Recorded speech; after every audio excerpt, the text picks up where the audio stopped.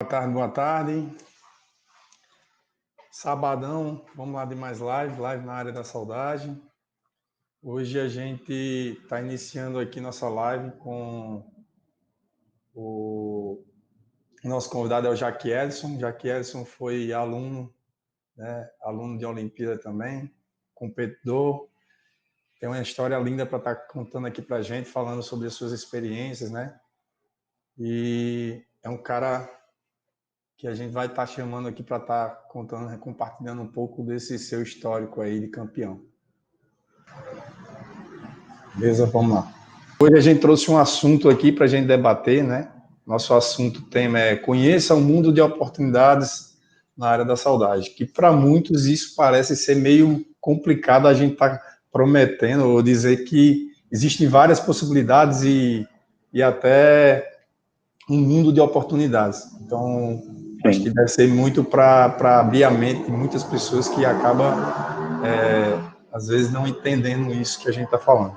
Mas vamos lá. Jaque Ellison, eu não queria me prolongar na sua apresentação, queria que você falasse um pouco sobre você, desde onde você começou a sua carreira na área da saudade, até hoje, né, o que você faz e até onde você conseguiu chegar. É com você. Primeiro, boa tarde aí a todos, né? Aí no Brasil ainda é 4 horas.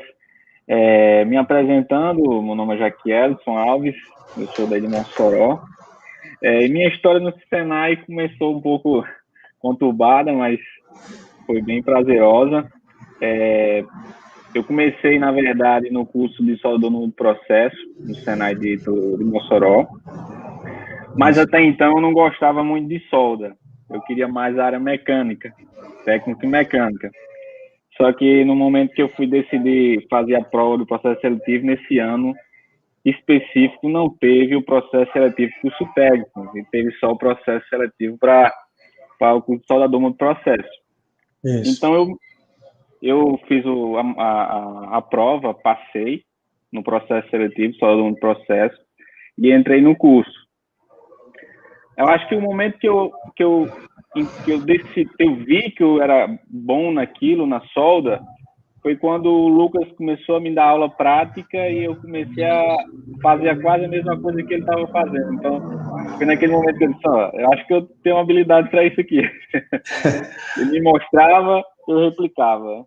Então, foi no momento que eu vi que eu tinha capacidade, mas não era o que eu queria como competição, era mais uma questão de profissional, aprender, ir para o mercado de trabalho e começar a trabalhar, porque eu tinha um filho, né, meu filho tinha acabado de nascer, e ele foi um dos motivos que eu comecei a estudar, na verdade, porque se não fosse ele, eu também nem tinha começado um curso técnico, nem tinha conhecido os meus professores, e nem tinha chegado em competição nenhuma. O verdadeiro principal motivo foi ele. Então, assim, foi aí que então o Lucas ficou me perguntando, o Max ficou me perguntando se eu não queria participar, os meus próprios companheiros de sala de aula ficavam, Jaque, vai lá, cara, você é bom, compete, representa a gente, representa a turma. Então, eu me decidi fazer a inscrição na época escolar, era muitos alunos, acho que, se não me engano, era mais de 40 na minha época, na etapa era muita gente. Era um desafio na época escolar. E assim, naquela época a gente tinha tecnometalurgia, técnico em mecânica, né? O soldador no processo, eu acho que tinha 2, 3 turmas lá em paralelo, então muita gente tinha... Lotado. Verdade. Aí eu fiquei meio assim, fazendo minha inscrição, e eu fiquei, cara, eu quero trabalhar porque eu tenho um filho, preciso sustentar e tal. Fiquei meio indeciso, mas com o Lucas tentando me convencer, o Max também, meus amigos, minha mãe, todo mundo, eu disse, não, vou fazer essa prova, vou ver se eu passo. Foi então que eu passei em primeiro lugar, logo em seguida veio um colega meu, um amigo meu, um grande amigo, Gabriel, em segundo, né? E a gente começou a trajetória escolar, de treinamento e até chegar à etapa estadual, que foi em Natal. Então, cara, você falando isso aí é um pouco de retrospecto, né? E a gente começa a lembrar de muita coisa. Eu lembro que existia uma certa pressão da turma, né? O pessoal querendo que você fosse realmente, de início, porque assim, querendo ou não, quando a gente vê a rotina que é de Olimpíada, de início todo mundo sente um pouco receio de participar daquilo. Será que eu vou conseguir chegar lá, né? Mas eu lembro que é como você falou, as suas práticas eram algo assim surpreendentes, porque simplesmente você conseguia replicar coisas que os outros não conseguiam, né? Eu fazia e tinha muita prática que eu dizia, Jaqueline, vem cá, eu vou fazer um lado do tubo, você vai fazer outro. E eu lembro que você fazia praticamente igual. Então, assim... Eu me lembro no dia que você... eu me lembro no dia que você disse assim, Jaqueline, vem aqui, faz esse tubo, acho que era no 60-13. Eu acho que era no 60... Não, era no... 70-18. 70-18. Aí você disse, olha, eu vou fazer um lado, estava dando demonstração na turma, e você faz o outro. Aí eu acho que, se eu não me engano, eu fiz melhor do que você ficou impressionado. Aí foi, depois eu peguei o tubo e fui mostrar aos professores, olha aqui, ó, o que o moleque acabou de fazer pela primeira vez. Assim, aquilo lá, a gente tinha acabado de chegar com a prata da Alemanha, né, com o Rafael Enzo. E eu já via você no pódio recebendo a medalha de ouro, porque eu via o quanto era fácil te ensinar. Não precisava de desprender muito suor para, de repente, você adquirir aquelas habilidades. Então, aquilo ali me suou bem demais. Eu dizia muito para o pessoal na época que andava comigo, eu dizia, eu estou treinando o futuro campeão mundial. Isso você ainda não tinha nem ido para a etapa nacional. Então, assim, a gente pensa dessa forma, porque a gente já participou de várias competições e o retorno que você dava para a gente era muito de imediato. Então, foi muito positivo, né, na época. Você quer continuar a sua história, que eu acho que ainda falta um pouquinho ainda, né?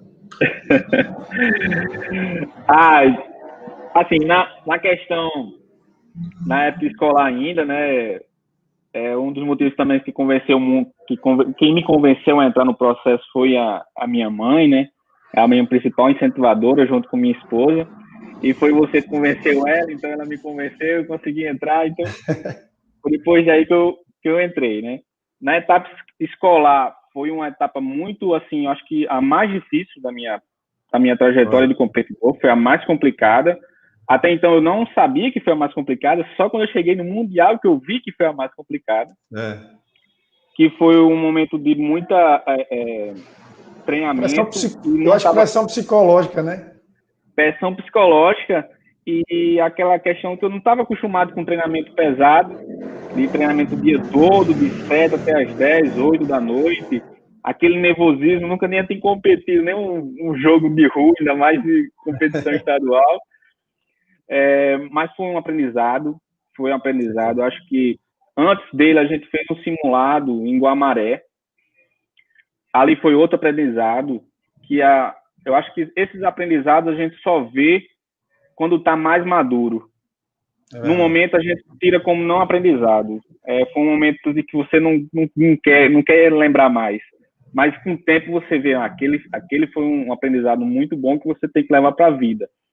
E o estadual foi um aprendizado como esse. Ganhei amigos, fiz amigos lá, até hoje tenho eles. E foi uma prova que, para mim, foi mais psicologicamente complicada do que tecnicamente. Tecnicamente, o psicológico fez eu esquecer muita coisa, fez eu ficar perdido, quase perdi a medalha de ouro. Quase não termina a prova, não foi? Quase não termina a prova. Então, para mim, a etapa estadual foi as mais difíceis da minha vida, foi a etapa estadual. E parece até assim estranho, porque como é que você vai para a etapa mundial e uma etapa estadual foi a mais complicada? Mas questão de nervosismo, acho que questão de não ter uma vivência de competição com outras pessoas que você nunca viu. Até então só treinava com o meu amigo Gabriel, então a gente não era mais amigo do que um próprio competição. Então a gente não tinha muita rivalidade como é que se diz, de competir um com o outro. A gente era amigo, então tinha que ter outra pessoa para brigar com a gente. E assim, a partir da etapa escolar estadual, você foi sendo moldado, né? Querendo ou não, o tempo vai ajudando a você amadurecer, você vai ficando mais maduro, psicológico. A gente vem trabalhando muito isso, né? Após as práticas, a gente sempre fazia aquelas reuniões bem bem light, né, as reuniões. Bem light. Então, assim, isso ajudou a preparar você para um passo mais à frente, que era a etapa nacional e internacional. Então, realmente, você não está falando besteira. As fases mais fáceis é a etapa nacional e internacional, principalmente o internacional, porque você já é um profissional, né? Você sabe muito bem que agora você sabe o que quer, é o tudo ou nada, chegou a minha hora, então, assim, totalmente diferente. E, assim, eu também vejo hoje, Lucas, como é que eu posso falar? A Olimpíada, ela não é só competição, não é só para você aprender prática. Ali está um cidadão, cara. Ali está um cidadão pronto para a vida.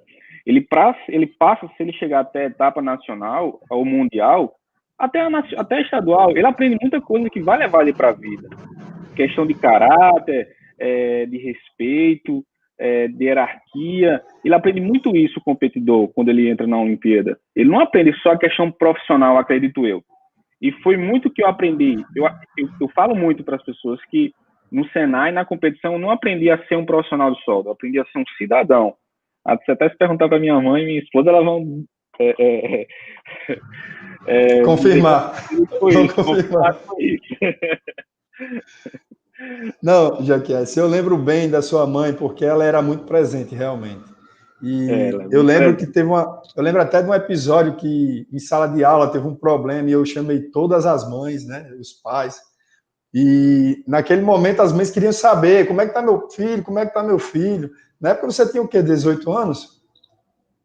Acho que sim, acho que era 18. Por aí, tinha 18 anos, né? Então, ainda na época de chamar os pais para conversar devido aos filhos. Mas aconteceu. E eu lembro que sua mãe, quando chegou para mim, eu quero saber sobre meu filho. Eu digo, eu não tenho nada a falar do seu filho. Seu filho é o melhor aluno que eu tenho na sala de aula. Ele é um potencial grande para a Olimpíada. A gente já está sonhando alto com ele. Sua mãe ficou assim, com o olho arregalado. Você está falando do meu filho? Isso eu nunca me esqueço, cara. E assim, eu acho que foi... Tem histórico nas escolas que não era tão bom assim, entendeu? Eu estou entendendo. Mas assim, foi bom porque, querendo ou não, ela, a partir daquele momento, ela começou a acreditar mais em você e começou a te apoiar, né? Então, foi um braço muito forte que você tinha ali do lado, que era sua mãe. Sim, e até a questão do filho, né? A questão do filho, ela me ajudou muito. Porque tudo que acontecia que me distanciava do meu filho e da minha esposa, ela que assumia, né? Ela que dizia, olha, pode ir, que aqui eu resolvo. Então, ela sempre foi isso, sempre foi assim. Ela nunca ligou para mim quando eu estava viajando, às vezes eu fora do estado, ela nunca ligava para mim para me mandar problema. Ela só ligava para mim me dizer, olha, tá tudo ok, seu filho tá bem, sua esposa tá bem, pode treinar tranquilo, não se preocupe com nada. Depois que eu chegava em casa, eu descobri que meu filho tinha doente, minha esposa tinha ido para o hospital com meu filho, mas quando eu estava em competição ou em treinamento, ela não falava nada para que não atrapalhasse meu treinamento, isso, né? Isso fazia parte até isso era até eu e Max pedia, evite trazer coisa ruim para cá. Mas é isso, cara. É porque a Olimpíada, o cara é 100%, eu digo a você que 90% é psicológico. Você pode ser bom como for, se você não estiver bem da cabeça, o negócio não anda. E você sabe muito bem disso. Teve momentos, né, que você não estava bem, não era porque sua prática estava inferior ao que a gente esperava. Era você não estava bem naquele momento. Mas vamos lá, vamos continuando a história.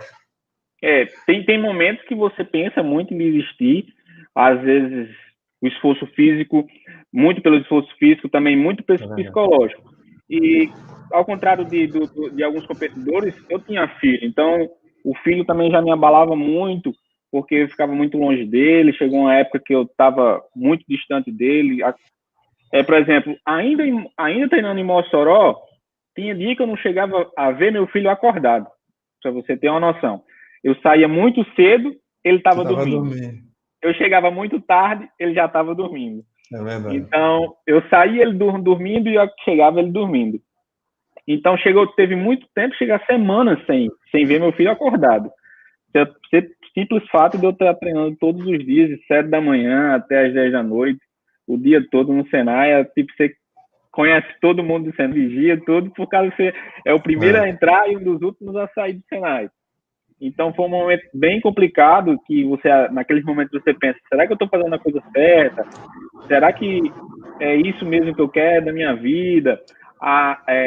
como também tem pessoas da família que ali apoiam, e também tem amigos que falam para você, cara, você já é um grande profissional, saia, vá procurar uma empresa, você é um profissional de mão cheia, você vai conseguir emprego. Aí você fica naquela, já sou profissional, já tenho um bom conhecimento, vou trabalhar, não vou. Então fica aquela coisa meio indecisa, mas se você não tiver um bom apoio familiar, é complicado você ficar, é complicado. Se você não tiver, é complicado. Você tem que ter uma pessoa do seu lado ali, uma família que lhe deu suporte para você continuar na batalha, porque não é fácil, não, é difícil. Só que, se você falando isso, é bom porque tem muito profissional que entra na área e acha que, primeiro obstáculo que encontra, ele pensa em desistir, ou de repente, começou a soldar eletrodo revestido hoje, só que eu tentei aprender, eu não estou conseguindo entrar no mercado porque eu só soldo eletrodo, e eu vou desistir. Então, assim, eu estou querendo deixar um recado seguinte, você está falando, você chegou à etapa internacional e foi campeão mundial, mas você está falando aqui um pouco da caminhada, o quanto foi difícil, né? Até chegar lá, né? Foi difícil, pela caminhada, pela questão de você ter sido pai, né? Vendo o seu filho em casa crescendo e não tá vendo o crescimento dele, né? Pela questão de você não estar podendo ajudar dentro de casa, né? De repente está trabalhando, então assim... Trabalhando, é verdade. Você tem que ter um propósito muito bem elaborado de dizer, eu quero isso para minha vida e se dedicar fielmente, porque senão realmente você não vai conseguir, né? Então foi o que aconteceu com você. Você tinha isso em mente e foi algo que te deu o braço à família, né? A família, ela foi responsável para continuar acreditando em você. A família tem que apoiar muito, né?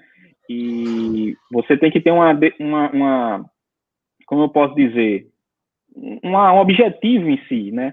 Eu sempre, desde novo, sempre gostei muito de empreender, de fazer negócio, e também sempre, eu sou muito competitivo, sempre gosto de fazer o melhor, e sempre o melhor.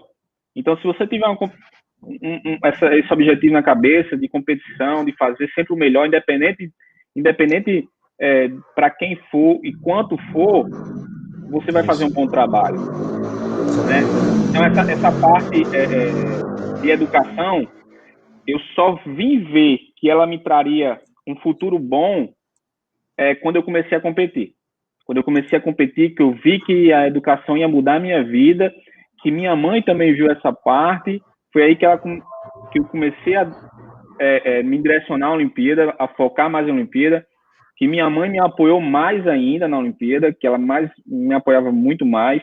A questão disciplinar também, que melhorou muito na minha parte, de respeito, né, de caráter, essas coisas assim, e questão de profissionalismo. Então a competição, a educação para mim mudou minha vida totalmente. Entendi. E Jaqueline, e me conte um pouco sobre como foi após a etapa escolar, né? Você foi para a etapa nacional, fala mais um pouco sobre a questão da nacional. Depois da etapa estadual, eu fui selecionado para um Top One, que foi um processo que foi a primeira vez que aconteceu no Brasil, que ele fazia da seguinte forma: como o Mundial em 2015 ia acontecer em São Paulo, e que ia acontecer a primeira vez no Brasil, o Departamento Nacional ele decidiu selecionar os melhores competidores das áreas que já tinham potencial. Por exemplo, como a soldagem, a referência era o Rio Grande do Norte, pelo decorrer das suas medalhas, o DN decidiu selecionar o campeão da soldagem do Rio Grande do Norte. Vou dar um exemplo. O estado que tem referência na mecatrônica, Rio Grande do Sul. Então, o campeão do Rio Grande do Sul foi selecionado. Então, no meu caso, eu fui selecionado para o pré-mundial. Você estava pré-selecionado. Pré-selecionado. Mas não era o competidor oficial ainda. Eu tinha que passar pela etapa, o ganhador da etapa nacional. Exatamente. Então, no Nacional, em 2014, eu participei do Nacional, mas não competindo com medalha, né? Só avaliação em nota, entre outros. O campeão do Nacional foi o Lucas, de São Paulo, e o segundo colocado foi o Gabriel, que é do nosso estado, que é também do Mossoró, que foi que treinou comigo na etapa estadual. Exatamente. Então, eu disputei com um amigo de novo, sempre disputando com ele. Disputei estadual, disputei escolar, disputei o nacional com ele e disputei o desempate que foi entre eu, o Gabriel e o Lucas de São Paulo, que aconteceu no Gama, em Brasília. Em 2000, se eu não me engano, foi em 14, não me lembro bem, mas acho que ainda foi em 14. Aí onde eu ganhei com a maior nota deles dois, e aí nessa etapa fui selecionado para, não oficialmente, mas assim, você já está com 90% de chance de ir para o outro Skills. Exatamente. Porque ainda tem que passar por alguns processos. E já que, Elson, uma coisa bem legal que aconteceu no Nacional é que você não estava, como você falou, você não estava competindo na etapa nacional, mas você estava lá como, a gente chamava aluno top one, né? Então, você tinha um box lá e estava fazendo a mesma prova igual a eles. Então, se você tivesse competindo com eles, você tinha ganhado assim, eu vou dizer fácil, porque eu lembro que você atingiu, inclusive, o índice técnico para ir para o nacional, no próprio nacional. Eu acho que, se não me engano, a minha nota foi 92 e a do primeiro foi 86. 82. Não. 82, foi?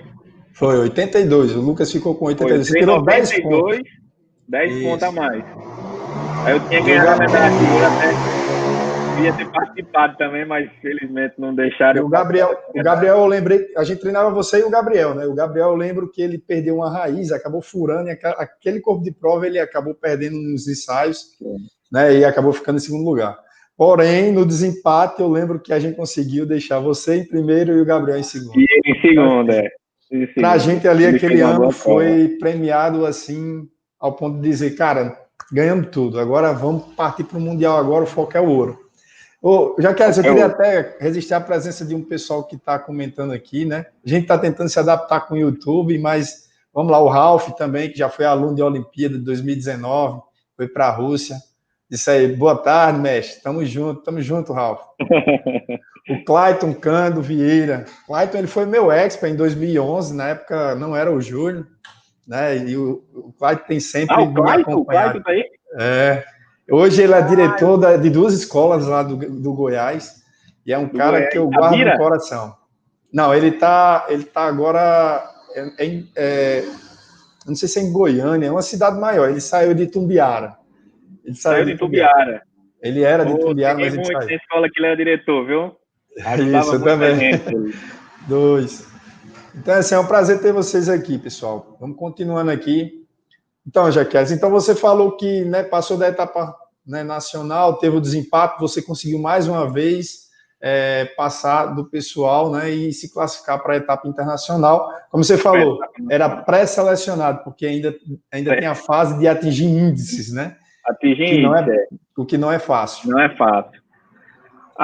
Depois da etapa nacional foi um longo trajeto, acredito que foi quase próximo de um ano de treinamento, e a gente treinava em vários lugares. Eu acredito mais que era questão para mim se adaptar em qualquer ambiente. E nesse período eu treinei em São Paulo, treinei em Minas, treinei em Goiás, treinei em Brasília, treinei no Rio Grande do Norte, treinei em vários estados, sempre mudando máquina, mudando carrinho, para sempre me adaptar a qualquer ambiente, qualquer máquina, qualquer projeto, para sempre fazer um projeto com excelência, uma prova de qualidade. Mesmo que não fosse os materiais que eu estava habituado a treinar, eu tinha que fazer uma prova a nível aceitável. Então, foi um longo projeto. Treinei uns 3 meses ou 2 meses, mais ou menos, em Tubiara, em Goiás, aí, que o diretor era Clayton. E foi uma experiência muito boa. Conheci várias pessoas, fiz muitos amigos lá junto com o Júlio. Nessa etapa, quem me acompanhava muito comigo era o Rafael Anderson. A gente ficava muito junto, era direto, colado um com o outro. E depois eu comecei a treinar em Minas, passei um tempo treinando em Minas, tive um treinamento com um japonês, que acho, se eu não me engano, estava eu, Júlio, você. E Rafael também. E Rafael também. Isso. Foi um treinamento lá da gente, foi muito bom, que foi em Betim. E ali um treinamento bacana que me tirou da zona de conforto, como sempre, e foi muito bom. Depois de um tempo, chegou um tempo que a gente só treinava em Brasília. Foi um dos momentos mais, assim, intensos do treinamento, porque não se pensava em mais nada, só se pensava em treinamento, era do hotel pro treinamento, ou treinamento, hotel, você não tinha... Falava com a família só no final do dia, e às vezes nem falava porque não dava tempo. Você queria dormir em vez de falar. Chegava cansado, ia lá dormir, não queria nem conversa porque estava cansado demais e não queria. Então, naquela época foi um treinamento muito puxado. Teve a etapa que a gente foi participar nos Estados Unidos, que foi uma etapa muito boa também. Verdade. Que a gente foi tipo com quase nada de material. Isso. A gente levou só uma caixinha com a ferramenta. E ali foi uma situação também, Lucas, que eu aprendi muito, que eu reclamava muito naquela época. Eu reclamava muito. Qualquer coisa, o Lucas está faltando material, o Lucas a máquina do Brasil. Aí eu me lembro que você chegou e disse, olha, você vai ter que fazer, porque só tem isso, cara. Não tem o que mudar. Eu disse, então vai ter que fazer isso aqui. A gente fez a prova também, junto com o americano e o australiano. Isso. Foi uma experiência também, de outro mundo para mim, uma experiência fora do normal. E assim, inclusive essa viagem dos Estados Unidos, ela foi um momento bom porque aquele desejo de moleque conhecer outro país. Você já foi para outro país, uma língua que na época eu lembro que você não sabia falar nem um bom dia, boa tarde. Nem raio. E era tudo na mímica, né? E tipo assim, e você chegar lá e competir com outros países, no início foi uma mini competição, né, para a gente, porque estava tendo a etapa nacional dos Estados Unidos, mas foi uma troca de experiência muito legal, e a gente já conseguiu competir de igual para igual e vencer, inclusive você foi campeão naquela competição, mesmo com condições mínimas, né, porque aí, como você falou, a gente viajou com o mínimo possível, que inclusive uma coisa que eu queria deixar em destaque, é que todo profissional da área ele precisa ser muito organizado, ele precisa ter o seu ambiente de trabalho, não é porque é a empresa, não é porque é de fulano, não é meu, eu preciso ter organização com tudo que eu faço, porque aquilo ajuda muito na hora da prática, não é verdade, Jaqueline? E eu lembro que você era algo seu, a gente sempre cobrou muito isso de competidor, mas eu via muito a sua preocupação em ter um ambiente organizado, então por mais que você tivesse um carrinho mais sofisticado, ou uma bancadazinha, a gente sempre via seu box limpo, organizado, então isso facilitava na hora da prática. Porque, na verdade, isso não é de mim, né? Na verdade, já vem da minha mãe que me deixou dessa forma, sempre com uma questão de organização. Então, qualquer coisa ela mandava, vai guardar isso, limpe isso, faça aquilo. Então, a minha vida já foi dessa forma, então, até hoje eu sou organizada, eu sou minimalista, qualquer sujeirinho eu fico já querendo mudar tudo. E eu levei isso para a Olimpíada porque eu não conseguia ficar pisando em eletrodo, pisando em sujeira. E isso me ajudava também, porque eu sabia que quando eu virasse a mão para trás, eu ia pegar uma lixadeira tal. Que quando eu abrisse uma gaveta 3, eu ia pegar um alicate de corte. Se eu abrisse a 4, eu ia pegar disco de tal. E sem olhar, eu virava só a mão, pegava e sabia que ia trazer a ferramenta correta. Porque era a organização que eu tinha e era decorado na minha cabeça. Então, se alguém pegasse meu alicate de corte, botasse na segunda gaveta, eu já ficava com raiva já. Eu quero na terceira gaveta para ficar organizado. E isso me ajudava muito. E foi uma coisa também que o pessoal, onde a gente passou, onde eu, você, o Júlio e o Rafael passava treinando, o pessoal admirava porque sempre meu box era limpo. Toda vez treinando, meu box era limpo. Terminava o treinamento, a competição limpo simulado, nem precisava mais limpar porque já estava organizado. Então, já que, na verdade, isso aí era uma metodologia de trabalho que a gente tinha também, né? A gente cobra isso de todos os alunos.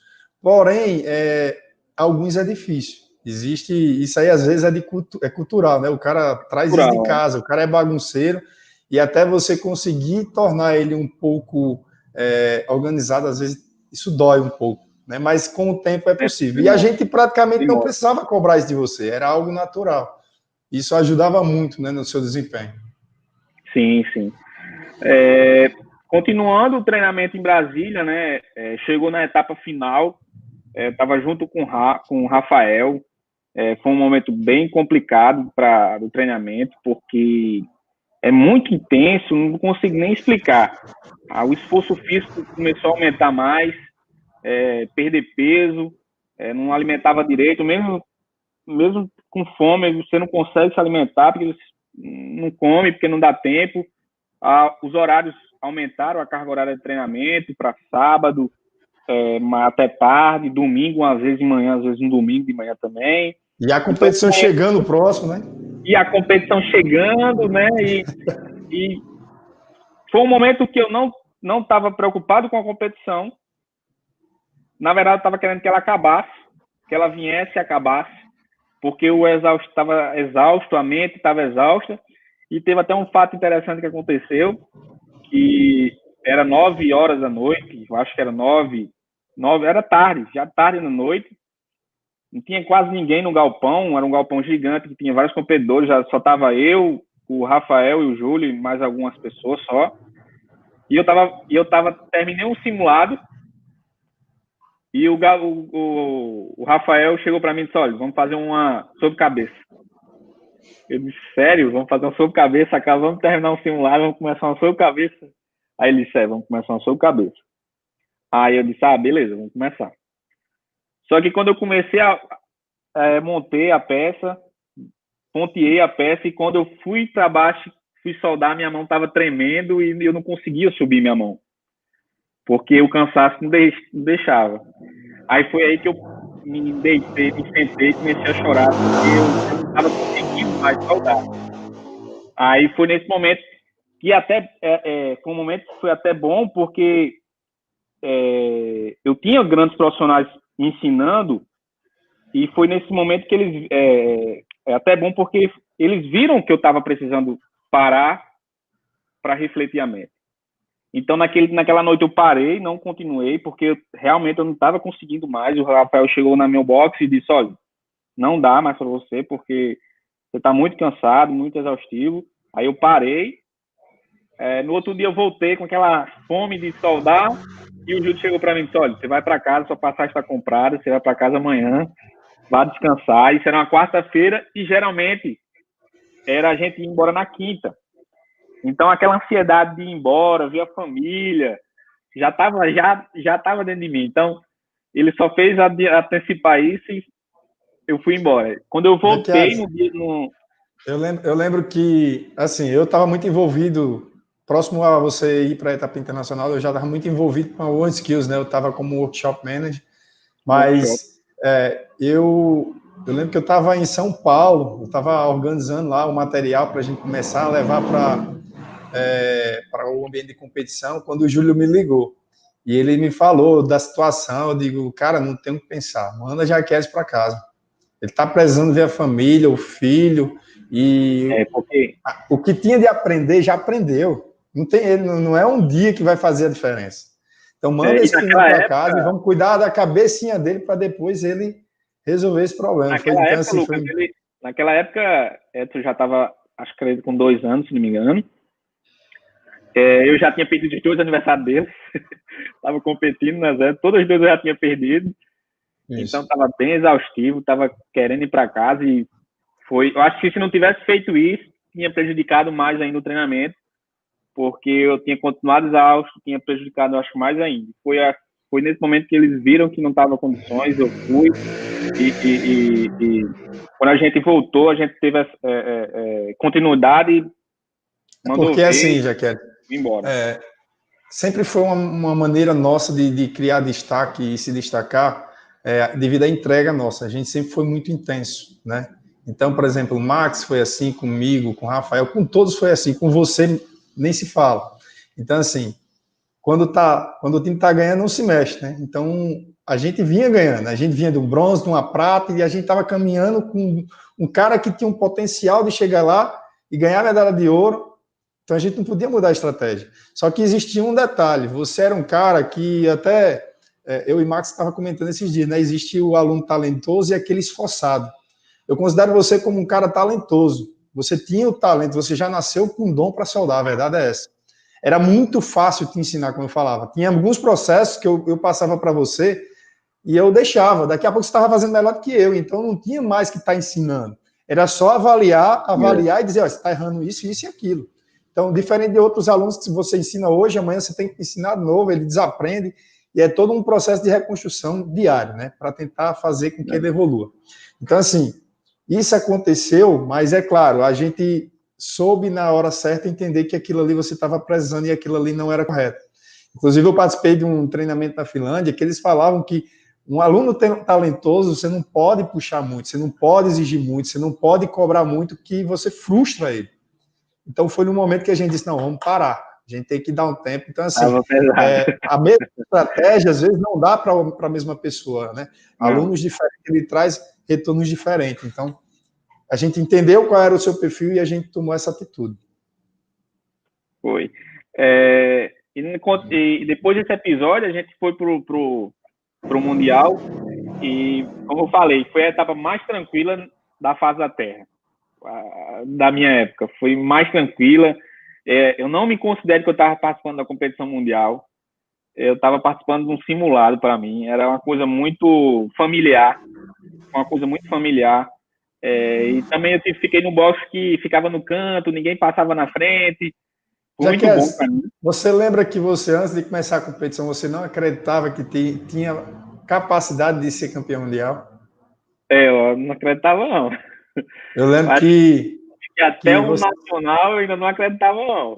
Eu lembro que a gente estava vindo dos Estados Unidos, a gente numa viagem, você dizia para mim, eu não me vejo no pódio pegando medalha de ouro.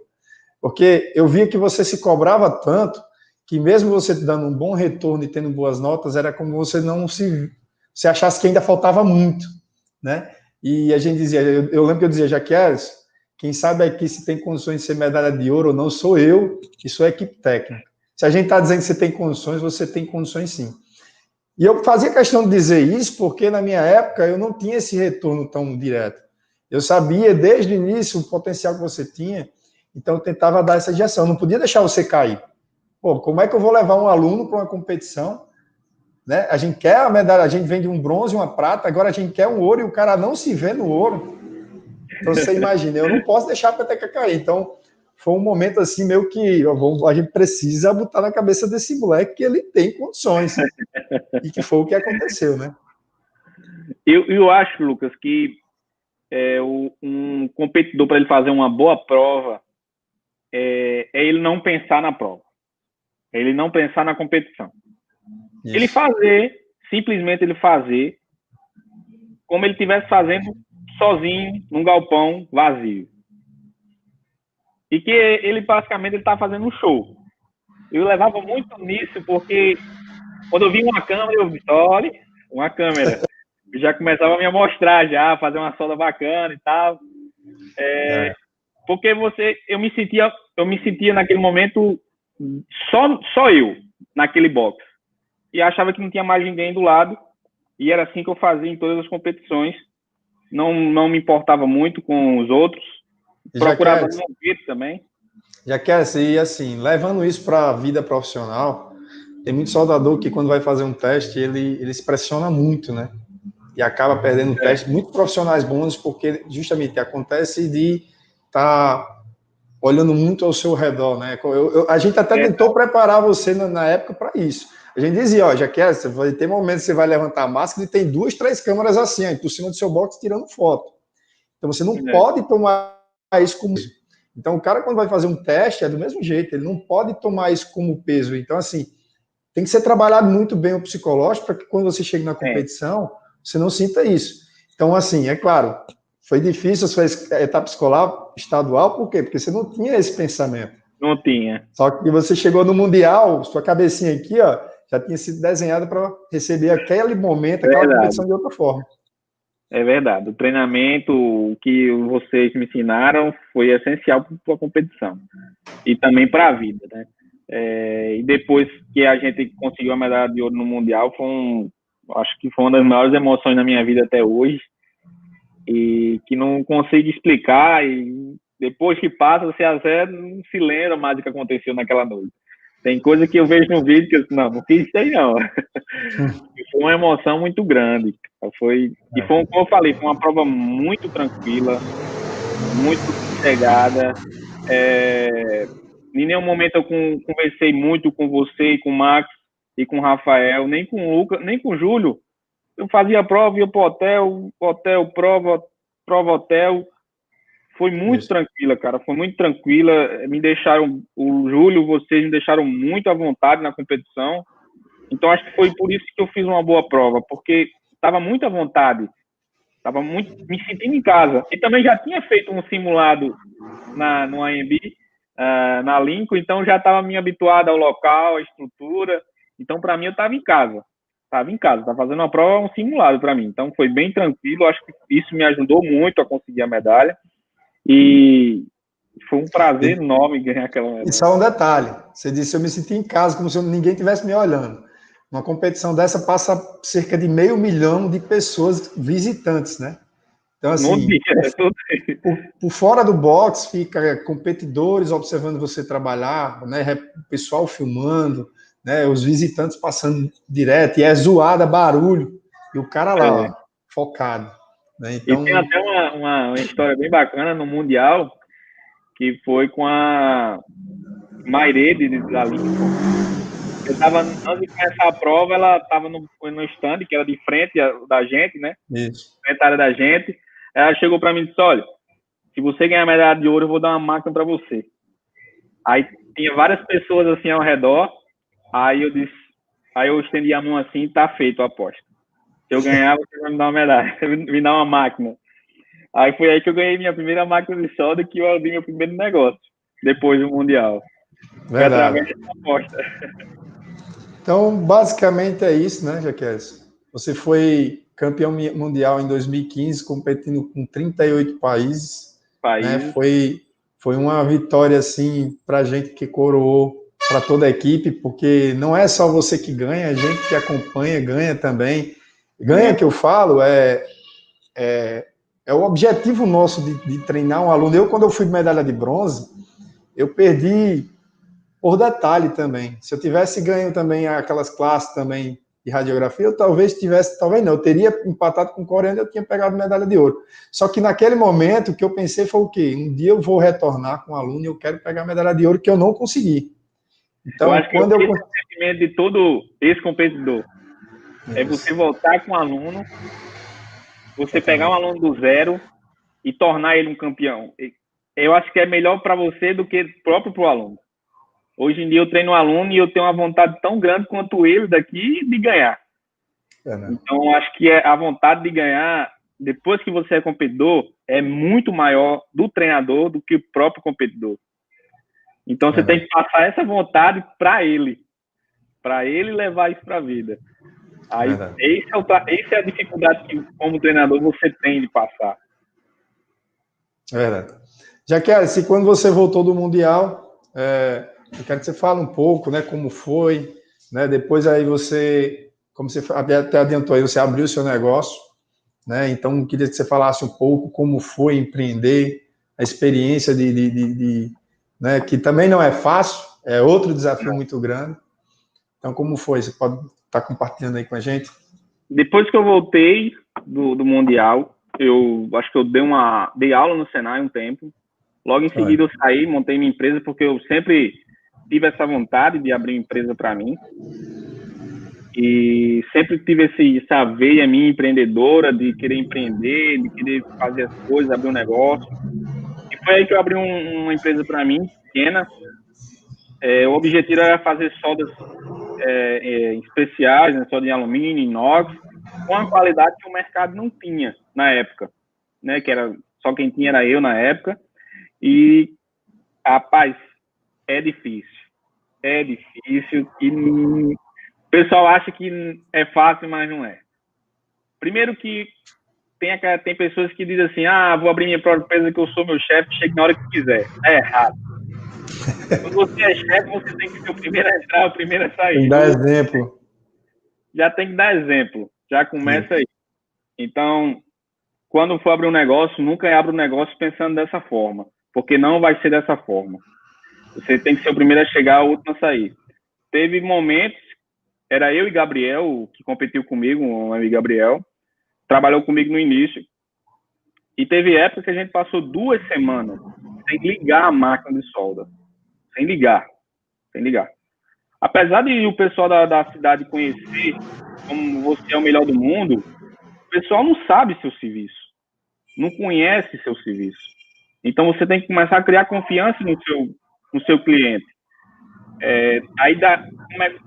Você tem que, primeiro, captar o cliente de uma forma que você bota um preço bom e faça o melhor serviço possível. Aí, assim, você pega seu cliente. Porque no ramo de solda, ele é muito difícil porque tem muitos profissionais que não são qualificados. Então, se você coloca o preço no início igual a todos, você não consegue pegar o serviço. Então, você tem que baixar no início e garantir um serviço com a mais alta qualidade possível. Que aí você vai mostrar seu serviço e, ao mesmo tempo, captar o cliente. Na verdade, Na verdade, você precisa aparecer para o cliente, né? De início, você tem um negócio, só que o cliente ele precisa entender que, já que ele tem um produto para vender. Então, mas o meu vizinho sabe, mas você não depende só do seu vizinho. Você precisa fazer com que o seu negócio floresça, ele vá para mais pessoas, ele ganhe realmente verdade. E ganhe em proporção. E também, Lucas, assim, eu via muito na minha área, as outras oficinas que tinha na minha cidade, era a questão de as pessoas cobrarem tudo. Às vezes chegava um serviço minúsculo, a pessoa cobra. Às vezes você não consegue fazer um bico de solda. Por exemplo, tinha muitos fatos que aconteciam na minha empresa, que um cliente chegava e queria soldar uma alça de uma panela, às vezes era uma senhora, às vezes era uma pessoa de uma escola, uma merendeira de alguma escola, que às vezes você, não cobrando daquela pessoa, ela traz um serviço gigante de outra pessoa. Ela, quando tiver em alguma roda de amigos e alguém disser, vou precisar de solda, ela vai indicar. Certeza. Porque você fez, às vezes, um serviço de boa qualidade e, às vezes, cobrou um preço justo, às vezes nem cobrou. E é assim que você consegue captar aquele cliente, né? Então, para mim, abrir uma empresa foi bem complicado no início, Lucas. E eu acho que a empresa aberta, ela só fica boa depois do 3º ano. Depois do 3º ano é que ela fica boa. Quando eu abri a minha, do 2º para o 3º ano, minha empresa já estava bem estabilizada, assim. Eu não estava ganhando rios de dinheiro, é claro, estava pagando meus custos, minhas coisas, e estava bem estabilizado, assim. Já tinha uma clientela excepcional, fazia serviço diferenciado. E tinha aquela coisa assim, tem muitos amigos que querem abrir uma empresa, mas às vezes ele não quer abrir perto de você. Mas, para mim, isso não interfere em nada. Às vezes eu até pedia para a pessoa abrir um negócio do mesmo jeito, do meu lado. Porque tinha serviços que eu não queria e queria passar para ela. Mas, às vezes, tem colegas da nossa área que não abrem o negócio, o próprio negócio, pensando dessa forma, que vai prejudicar, que às vezes não tem comércio, mas a área de solda tem comércio amplo, muito gigante. Tem muito gigante. Não é só fazer esquadria, não é só fazer portão, não é. Tem a parte de personalização de automóvel, tem a parte de escapamento de automóvel, tem a parte de, hoje em dia, que está muito em alta, que é a parte de arquitetura das lojas em madeira e metal, que é onde o metro quadrado do metal fica muito bom e lucrativo, bem mais valorizado. Tem a parte, como eu falei, de automatização de automóvel. O valor da mão de obra é muito superior do metal, do gasto com material. Então, quando eu falo para as pessoas, assim, colegas meus, abrir um negócio, eu falo que não é para abrir só oficina de portão ou de estruturas em geral como todos. Procure especialização, procure focar num nicho e foca nele e vá até o fim nele, porque tem muito nicho na área de solda que o pessoal não valoriza. Já que é assim, eu abri meu negócio também, e quando eu trabalhava no Senai, eu lembro que eu ainda era professor e você começou os seus primeiros passos em abrir sua empresa. Eu comentava com o pessoal lá, já que se ele está entrando numa área que, se ele souber fazer, ele vai sair muito bem. Por quê? Porque aqui, primeiro, o que ele trabalha, né, aqui em Mossoró, na região, o pessoal não faz. E ainda mais com a qualidade de serviço que ele tem, com o nome que ele tem em peso, né, nas costas de eu sou campeão mundial. Então, assim, você tinha isso, mas nem sempre é somente isso que vale, entendeu?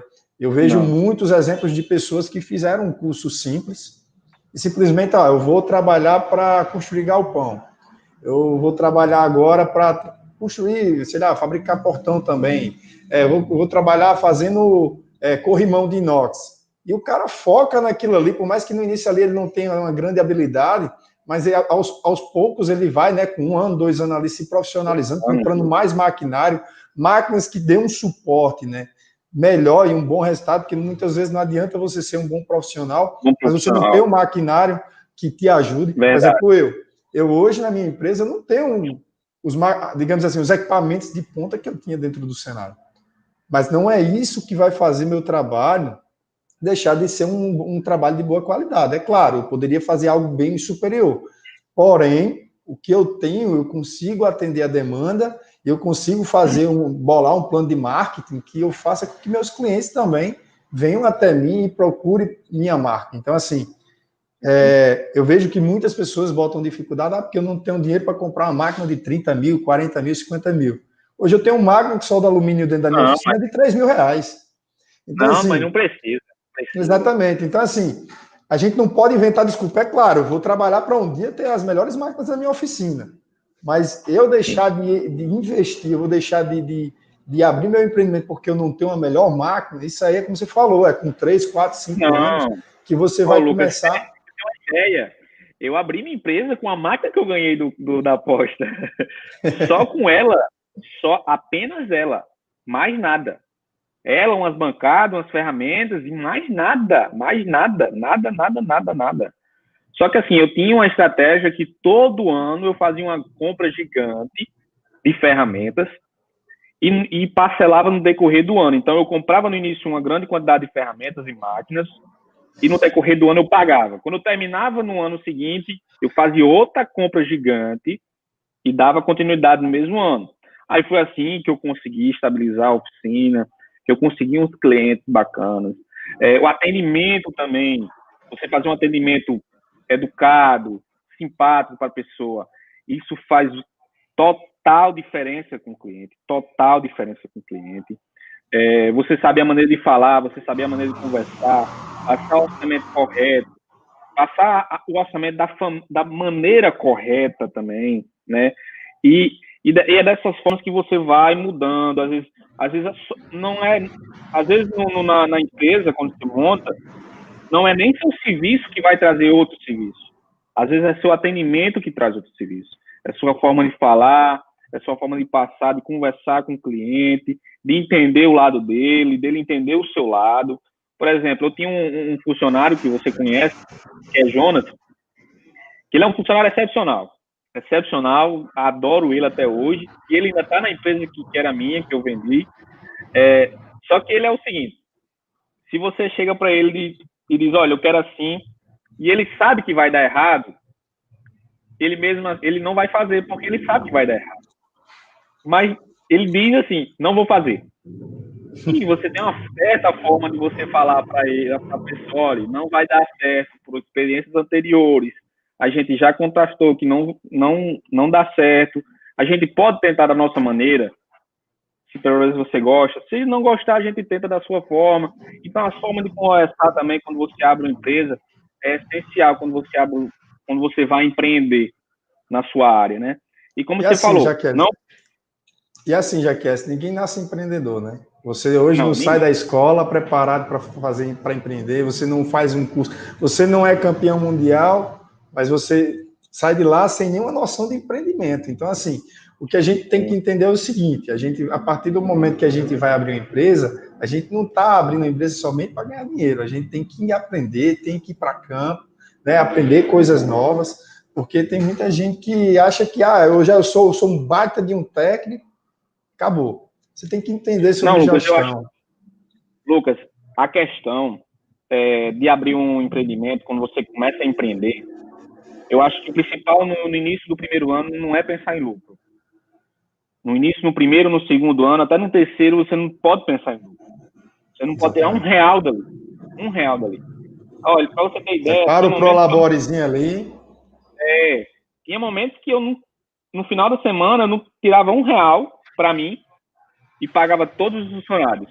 Só para você ter ideia como aquele pensamento de você abrir seu próprio negócio, você pode o que quiser. Não é. Às vezes o funcionário está melhor do que você. Porque ele faz, no final do mês ou final da semana, ele vai receber de toda forma. E uma das coisas que eu fiz no início, quando eu comecei a minha vida de empreendedor, como eu tenho alguns parentes da minha família que já tem comércio, tem empresa, eu cheguei nessas pessoas e perguntei. Cheguei para elas e disse, olha, eu vou abrir uma empresa, eu queria saber o que você pode me dar como conselho. Eu acho que quem for empreender, independente da área, se você tem algum parente que tenha uma loja, um posto, alguma coisa assim, você chega para essa pessoa e diz, olha, eu estou querendo empreender, querendo abrir minha empresa, e eu queria saber de você, o que é que os conselhos que você me dá. Você tem que buscar mentores, né? Você tem que buscar mentores, exatamente. O que é um mentor? É uma pessoa que já passou por tudo aquilo, pelas dores que você está sentindo, que de repente ele pode tentar solucionar ou dar dicas. Então, assim, essa questão é bem importante. É bem importante, porque, por exemplo, um dos que eu me lembro até hoje, que eu fui pedir um conselho a um tio meu, e ele me falou, olha, os comércios de Mossoró, a maioria eles fecham na hora do almoço. E o que você pode fazer é não fechar na hora do almoço. E outra coisa que ele me falou que você tem que fazer, olha, você tem que fazer o seguinte, abra nessa hora e feche nessa hora, independente do que aconteça. Você tem que criar um horário certo para o cliente, quando ele for na sua loja, ele souber que até 6 horas você fica aberto, ele sabe que até 6 horas ele chegar lá, você vai estar aberto. Porque às vezes você fecha de 5 horas e era para fechar de 6, o cliente vai um dia de 5h30 não vê você. No outro dia ele vai e não vê você de novo, ele já não vai mais. Então você tem que começar a criar hábito na sua empresa e pedir esses conselhos, essas mentorias, essas pessoas que é próximo de você, ou às vezes só amigo, que eles vão lhe ajudar de certa forma ao comércio. Não precisa ser da sua área, não precisa ser do seu nicho, mas ele vai lhe dar mentoria de uma forma que vai ajudar você de qualquer forma, seja nesses detalhes que eu falei agora, de horário, de abertura, mas ele vai lhe ajudar de alguma forma. Então, quando eu comecei, antes de abrir, foi isso que eu fiz. Eu cheguei para as pessoas que eu conhecia que tinha comércio e perguntei, olha, eu quero saber o que você poderia me dar de conselho. Eu estou abrindo um comércio, não sei muita coisa, não sei de nada, e queria saber de você, o que você pode me ajudar. Então, o conselho que eu dou para as pessoas da minha área, os soldadores, que querem abrir uma empresa, primeiro, tem área. Tem área para todo mundo. Tem espaço. Se a pessoa quiser colocar do lado da empresa que eu estava, para mim era melhor. Porque se alguém pensasse que naquela região, e se meu vizinho tem solda, então quanto mais gente da minha área, no mesmo espaço, para mim era melhor. Certeza. Então, o que eu digo para essas pessoas que querem empreender na minha área, busque mentoria, busque especializar numa área, e não só existe mercado de galpão, portão, existem outras áreas que ganham tão bem quanto essas áreas. E busque mentorias, as pessoas que você conhece ou mais próximas, que lhe ajudem a começar o empreendimento, né? Até porque, Jequielson, como eu falei, não depende só do querer. Você tem que estudar muito. Né? Eu vou abrir meu negócio. Até antes mesmo de abrir o seu negócio, você precisa estudar como abrir. Qual é a melhor localização, né? O que é que eu posso investir? Qual é a melhor forma de eu investir? Porque daqui a pouco você está investindo errado. Então, assim, eu sou um bom técnico, eu sou um bom soldador, eu soldo tubulação, eu soldo TIG, eu soldo alumínio, eu soldo inox. Beleza, mas você tem que estudar qual é a melhor forma. De repente, fazer até um plano de negócio, entendeu? Eu, antes de abrir meu negócio, eu passei um mês me planejando. Então, passei um mês me planejando, fiz um plano de negócio para me estudar qual era a melhor forma de abrir meu negócio. Então, assim, muita gente faz o que? Eu já sei de tudo. O problema é que a queda é maior. Então, assim, planejamento fundamental. Sempre pensar, em primeiro lugar, em planejar o que você vai fazer para antes. E na nossa área, Lucas, no início depende da gente para fazer o processo. Isso. Então, 100% da mão de obra no início é a gente próprio. Então, qualquer coisa acontecer, você não consegue destinar aquele serviço para aquela pessoa, porque às vezes a pessoa não sabe, aquele seu funcionário não sabe. E uma das coisas que eu via muito quando eu empreendi, foi que tinha pessoas que eram dono de negócio e não ensinavam seus próprios funcionários a fazer o que ele fazia, porque tinha medo de abrir uma empresa para ele. Isso. É a maior burrice que existe no empreendedor, é isso. Porque você vai ficar dependendo só da sua mão de obra e nunca vai crescer. Você tem ideia, Jequielson? Hoje, eu estou com 1 ano de empresa aberta. Hoje eu comecei, era eu e outra pessoa, igual você também, comecei aos poucos, era eu que fazia tudo, né? E hoje a gente somos 6, né?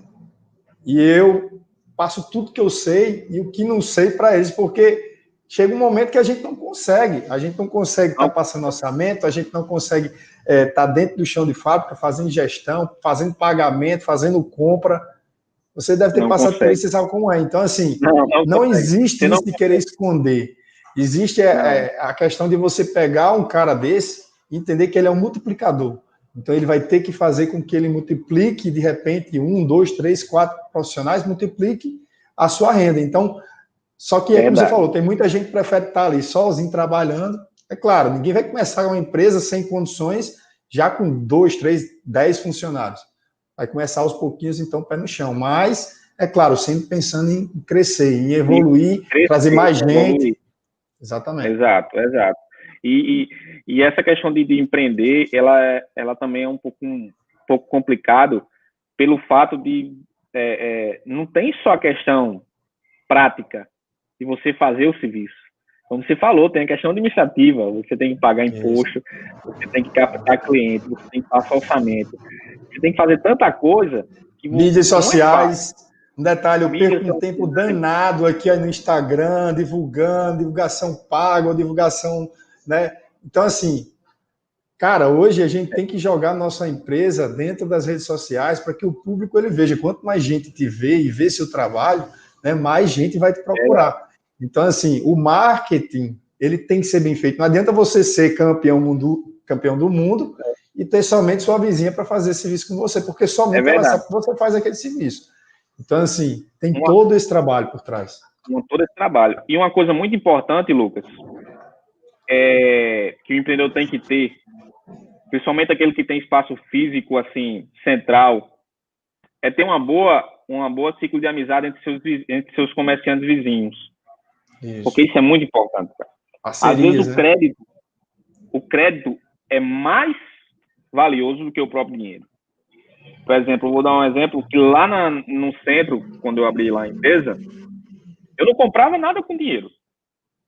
Chegava na loja, comprava e ia para a oficina. Eu pagava só depois. Então, às vezes, o dinheiro é melhor do que o crédito é melhor do que o dinheiro. Então, essas parcerias que você faz com empresas, com seus amigos, assim, comerciantes do lado. Por exemplo, eu via muito brigas entre comerciantes, um do lado do outro, às vezes nem do mesmo comércio, mas as pessoas brigavam, não sei por quê. Mas essa parceria que você tem que criar, esse laço, é até bom porque, às vezes, aquela pessoa que passa, por exemplo, você vai comprar metal numa loja de ferragem. se você cria uma grande amizade com aquela pessoa, vai chegar um cliente lá que ele não sabe de nada. Vai chegar um dono de uma obra lá e vai dizer, olha, eu quero um soldador para fazer essa estrutura para mim. Quem é que ele vai pensar? Ele vai pensar primeiro em você. Exatamente. Então, essas parcerias que você tem que fazer é essencial para o seu crescimento como empreendedor na área de soldagem. Essas parcerias onde você compra material, onde você compra ferragem, onde você compra produto, onde você compra solda, até onde você compra gás, às vezes.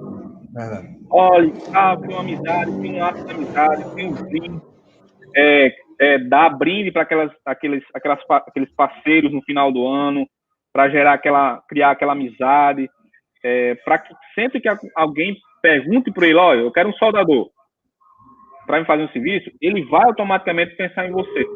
Você tem aquele velho ditado, quem não é visto, não é lembrado. Né? Então, você tem que sempre ser visto, sempre ser lembrado para aquelas pessoas que você quer que elas se lembrem, né? Isso é uma coisa muito importante. Já está bem passando, mas a nossa live já está passando de 1 hora. Mesmo assim, cara, eu não posso deixar de falar o seguinte, atualmente você mora, né? Você trabalhava aqui em Mossoró, você tinha sua empresa e recebeu uma proposta muito boa para trabalhar fora. Atualmente você mora nos Emirados Árabes, né? Na cidade de... É exatamente Dubai ou Abu Dhabi que você está vivendo atualmente? Não, eu moro em Abu Dhabi, vizinho, a capital, né? A capital dos Emirados. Isso. E, assim, eu queria que você falasse um pouco, cara, como é que tem sido sua experiência, né? Como foi feito o Jaque Elson, que não falava inglês, a aceitar essa oportunidade, como foi os primeiros dias, o que você tem feito para pular essa barreira, né, da língua, você tem estudado, né? Outras pessoas têm essa vontade que você tem, essa coragem, né? Mas às vezes tem medo também de enfrentar. Então, assim, fale um pouco sobre o que você viveu a esse tempo. Eu acho, Lucas, que a coisa mais difícil é você sair da zona de conforto. É a mais complicada que tem a sair da zona de conforto. O inglês, eu não sei falar inglês fluente ainda, eu me viro, consigo me comunicar com os alunos, não sei falar fluente, mas o mais difícil no início é você sair da zona de conforto.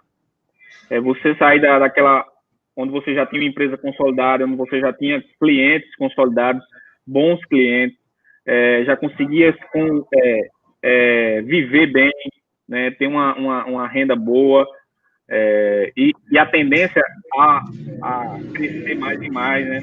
Então, você sair daquela zona de conforto, uma coisa que você não tem certeza, você não domina, você não fala a língua, como você comentou, é muito complicado. Então, no início, para mim, foi muito difícil para cá, apesar que eu já tinha vindo em 2017 para treinar o competidor daqui durante um mês. Então, eu vim em 2017, treinei o competidor aqui durante um mês. Um mês depois, eu fui para a Índia e treinei o competidor lá mais umas 2 semanas. O competidor da Índia, mais 2 semanas. Tudo isso sem falar quase nada de inglês. Não, good morning, how are you? E vamos embora. Então, esses 2 ocasiões foram muito importantes para mim ver que eu era capaz de tudo, eu podia fazer tudo. Só era eu querer fazer. Então, essas 2 ocasiões de treinamento em 2017 na Índia, em Abu Dhabi, foi o que fez maior sentido eu aceitar a proposta de emprego para cá em 2019. Na verdade, a proposta foi bem antes, mas o processo foi longo, quase um ano de entrevista, documentação e tal. E quando eu cheguei aqui, eu não tive muita dificuldade em questão de habituar, porque já tinha 2 brasileiros aqui, então eles me ajudaram muito, né, nesse fato de onde ficar, ele me buscava no hotel nos primeiros dias ali para me conseguir me virar bem, e depois eu me consegui virar sozinho, né? Uma coisa que eu fiz que foi essencial é você meter o peito em cima. Mesmo que você não sabe falar inglês, você tenta, usa o Google Tradutor, você vai tentando, o cara vai tentar lhe falar, você vai conseguir. Se você não conseguir, você liga para alguém que fala inglês e ele vai desenrolar com você. Mas tenta. Eu lembro, Jaquelson. Eu lembro que em 2017, quando você foi para passar um mês aí, quando eu fiquei sabendo, eu acho que você já tinha ido. Aí eu liguei para você e disse, cara, como foi isso? Você não fala inglês ainda. Aí você disse, não falo mesmo não, está sendo na mímica. Então, assim, é engraçado como para muitos isso é impossível, né? Porém, eu acredito que você já tinha passado por tanta coisa, né? Você já tinha sido campeão mundial quando muitos não acreditavam, ou você mesmo até achava algo de outro mundo, por que não chegar num outro país e dar seu melhor? Então, assim, graças à sua vontade de ter ido lá, né? Passado um mês, surgiu a Sim. oportunidade e você já está lá há quanto tempo? Está aí desde... Eu já estou aqui, vai fazer 2 anos agora em maio, próximo ano já. Em 5 meses faz 2 anos. E como você falou, se não sai da zona de conforto, se você não bater de frente e correr atrás, você não sai do lugar. Se você tem um sonho de ser empreendedor, por exemplo, você não abrir seu próprio negócio, você nunca vai saber se você vai ser bem sucedido ou se você vai fracassar. Exatamente. Então, se eu não aceitasse vir para cá... E eu lembro também que você, quando chegou do Mundial, você também recebeu a proposta para ir para os Estados Unidos, não foi? Foi. Eu fiquei doido, naquela época eu fiquei doido para você ir, cara. Eu dizendo, cara, Jacques tem que ir. Como é que o cara recebe uma proposta para trabalhar lá nos Estados Unidos? É onde a solda acontece, né? Lá é tudo muito intenso. Tem que ir para lá. E a minha resposta na hora lá que o rei me perguntou foi não quero não. Eu disse, até hoje eu não sei o que eu estava na cabeça, que eu respondi que não queria. Mas Deus escreve certo por linhas tortas, né? Graças a Deus eu estou hoje por causa que eu rejeitei aquele...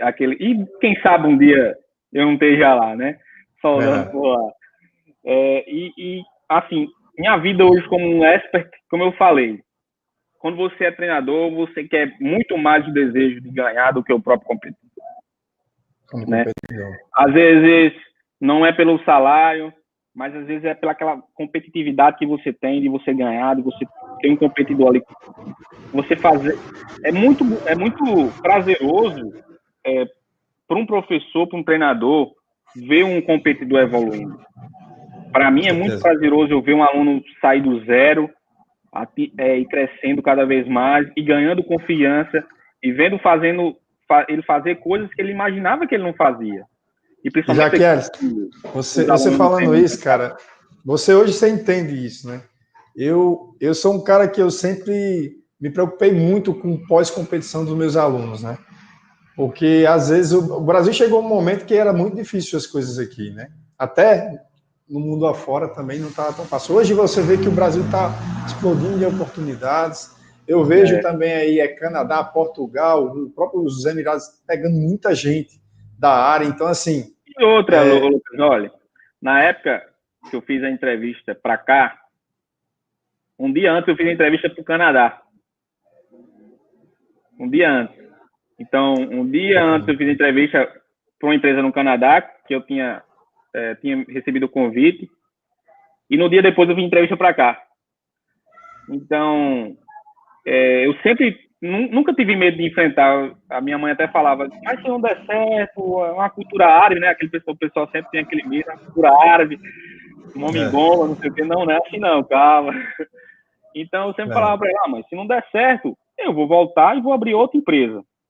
E começo tudo de novo, sem problema algum. Porque quando você tem uma mão de obra qualificada, como um agente das áreas da competição, ou um profissional que tem muitos cursos, não é para você ter medo de você empreender ou de entrar. É zero, esse medo é zero. É claro que no início, como a gente falou aqui, nada é fácil. É muito difícil no início. Você vai ficar parado.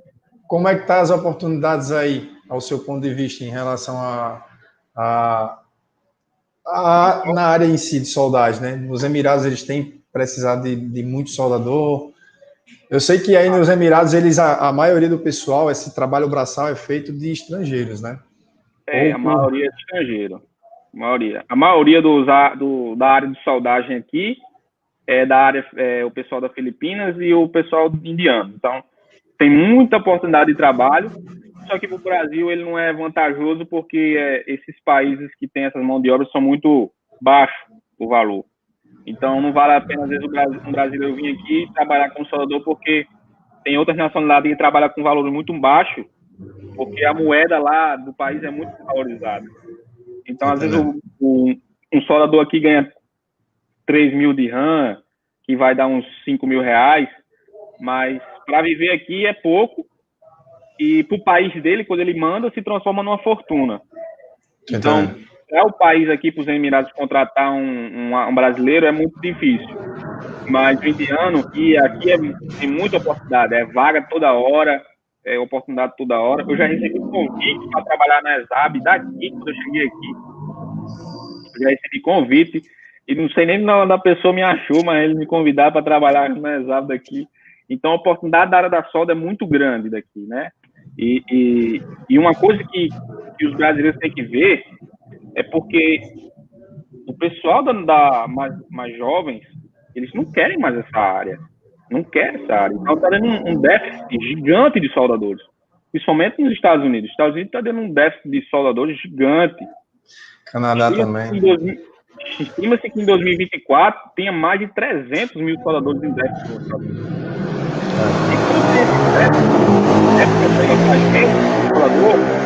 Você vai ter pessoas que vai criar robôs, que vai fazer as mesmas coisas dos profissionais. É claro que não vai substituir total, mas faz com que diminua muito a mão de obra dos soldadores. Assim, um ponto positivo, Jaqueline, é porque, querendo ou não, quando falta mão de obra, o salário sobe. Então, assim, a tendência... e outra, acaba que os Estados Unidos eles vão precisar de muito mão de obra estrangeira. Então, existe hoje uma preocupação muito grande, né? Eles acabam aumentando, às vezes, o salário, contratando muita gente de fora, ainda mais que aqui no Brasil, né, existe uma desvalorização muito grande em relação à moeda. Existe. Então, você sair daqui do Brasil para ganhar $1.000 lá nos Estados Unidos é muita coisa. Muitas vezes o pessoal vai e acha que está ganhando um rio de dinheiro. Mas é justamente essa diferença, né? Essa diferença, porque a mão de obra é uma coisa que acontece muito que eu vi aqui, Lucas, que a cultura daqui é que a matéria, o material que a gente trabalha, ele é barato, mas a mão de obra é cara. É o inverso do Brasil. No Brasil, às vezes a pessoa paga, vou dar um exemplo, paga num motor de ar-condicionado 1.000. Aí o cara cobra 50 para instalar, o cara não paga. Então, tem muito disso. A mão de obra no Brasil é valorizada, o material é caro. Então, nesses países assim como aqui, os Estados Unidos, o Canadá, tem essa diferença que a mão de obra é mais valorizada do que o material. Isso. Então, para a gente que é soldador, que a mão de obra, né, é a principal ferramenta, né? Então, a gente tem mais essa vantagem desses países como soldador, tem oportunidades maiores. E hoje, por exemplo, aqui, a maioria dos prédios são estruturas metálicas. Eles fazem estruturas metálicas de vergalhões em forma de I ou de T e depois reveste com concreto. Então, Inclusive, isso aí já acontece porque Dubai, né, nos Emirados, eles têm obras que arranha-céus que aqui no Brasil não tem, são gigantes. Isso acontece devido aos perfis em estrutura metálica. E a tendência é que aqui no Brasil isso vem acontecer com o tempo, né? Então vai precisar de muito mão de obra e acontece o que você tem falado, né? Existe um pouco de desinteresse, às vezes, do pessoal que é mais jovem. Então, vai ter uma procura muito grande para o profissional. Uma situação bem inusitada, Lucas, é quando eu cheguei aqui, acho que uns 3 meses eu participei de uma competição que está no sangue, né? Eu mesmo participei e obtive uma medalha de prata, mas assim, fui mais para levar meu aluno para participar também, para ele ver, né? E acabei obtendo a medalha de 2º lugar na competição. Foi bem bacana, foi uma experiência bacana para mim, como professor e soldador, né? E foi a primeira competição do melhor soldador do Oriente Médio. Então, esse ano ia ser a segunda, mas foi adiada devido ao Covid, né? Agora, a próxima vai ser a segunda competição. E eu quero levar meu aluno para ver se ele consegue a medalha de ouro nessa competição, que é bem bacana, assim, para aquela questão que a gente falou, aquela intimidade com a competição, né? Aquela situação que ela está vivendo. Foi no mesmo ambiente que teve a etapa internacional em 2017, não foi? Foi no mesmo. Eu lembro disso. Já que eu acho que a gente teve um bate-papo legal, né? Falou muita coisa boa, falou sobre sua experiência. Fico feliz, né, em você estar hoje aí e ter, de certa forma, é um caso de sucesso, né? A gente, como professor, como você falou, você espera que seu aluno dê o seu melhor e tenha bons resultados.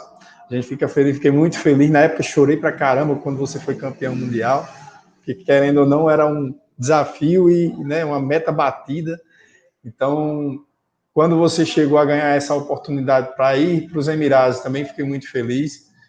Todos os meus alunos hoje, graças a Deus, todos estão trabalhando, estão super bem. Eu lembro que o Marcelo Gleison, por último, ele não estava na área e aquilo ali me dava uma dor no peito. Hoje eu vejo ele tá trabalhando dentro do Senai também, inclusive está de férias aqui em Mossoró, esses dias eu acho que eu vou até ver ele. Então, assim, eu fico feliz porque eu vejo todos, né, trabalhando, estão bem sucedidos, né, estão criando o seu caminho. Então é isso, cara. Eu só desejo boa sorte aí na sua jornada, que ainda falta muita coisa, você ainda é um garoto novo. Você tem quantos anos, Jaqueles, hoje? Tenho 26 só, tô novo. 26 anos e com uma bagagem incrível, né, cara? Então, assim, tenho orgulho por ter participado também do seu treinamento, né? Então, assim, desejo boa sorte. Queria só que você terminasse aí, deixando uma mensagem para o pessoal que acompanhou a gente até agora. Hoje é sábado, muita gente tá atrás de bebida e por aí vai. Não era o melhor dia para fazer a nossa live, mas muitos ainda apareceram e puderam comparecer. Isso aqui a gente vai deixar salvo lá no Instagram para quem não conseguiu assistir. Então, assim, deixa a sua mensagem para a gente poder estar fechando aí. Lucas, primeiramente eu queria agradecer, né, a oportunidade de estar aqui com você e contar um pouco da minha história. A mensagem que eu deixo para o pessoal que quer da nossa área, que é soldador, se quer empreender, não desista, bota a cabeça, não vai ser fácil, vai passar meses e dias sem tirar R$1 do seu bolso, mas no final é prazeroso. Então, se você quer empreender, vá para cima, tem mercado, tem área, não desista. E uma coisa que eu falo é sempre ter um plano B. Nunca dependa só daquela ocasião. Se você está empregado, sempre procure aquele segundo caminho, que é o plano B. Se der errado aqui, vai dar certo ali. Sempre eu falo que a melhor hora de procurar emprego é quando você está empregado. Então, sempre quando você quer ali, mesmo empreendendo, sempre fique olhando o mercado, a oportunidade de trabalho, que vale aumentar profissionalmente, né, para lhe deixar mais superior profissionalmente.